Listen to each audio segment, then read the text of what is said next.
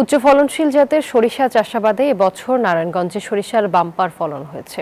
আগে কৃষকরা দেশি জাতের সরিষা করলেও গত কয়েক বছর ধরে কৃষি বিভাগের পরামর্শে জেলার কৃষকরা উচ্চ ফলনশীল জাতের সরিষার চাষাবাদ করছেন। এতে করে তারা ফলন অনেক বেশি পাচ্ছেন। বাজারে সরিষার ভালো দাম থাকায় লাভও অনেক বেশি পাওয়া যাচ্ছে। শরীফ সুমনের পাঠানো তথ্যচিত্রে ডেস্ক রিপোর্ট।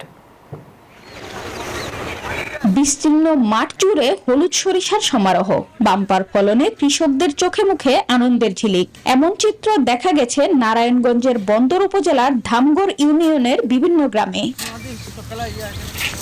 ফাল্গুনের শুরুতে ক্ষেত থেকে তোলা শুরু হয়েছে সরিষা। মাঠে মাঠে চলছে ফসল কাটা ও মাড়াইয়ের ধুম।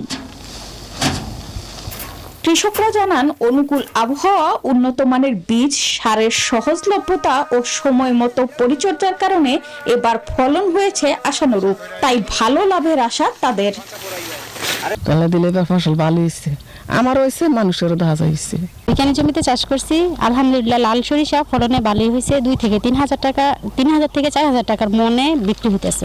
আল্লাহর রহমতে এবার অনেক ভালো ফলন হয়েছে। কৃষি কর্মকর্তাদের দাবি, আধুনিক ও উচ্চ ফলনশীল জাতের সরিষা চাষে কৃষকদের আগ্রহ বাড়ছে।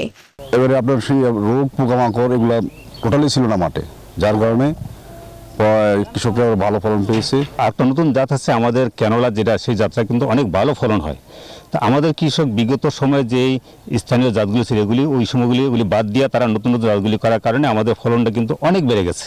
সরিষার তেলের চাহিদা দিন দিন বৃদ্ধি পাওয়ায় কৃষকরা ভালো দাম পাবেন বলে আশা করছেন সংশ্লিষ্টরা। Desk report, news 24।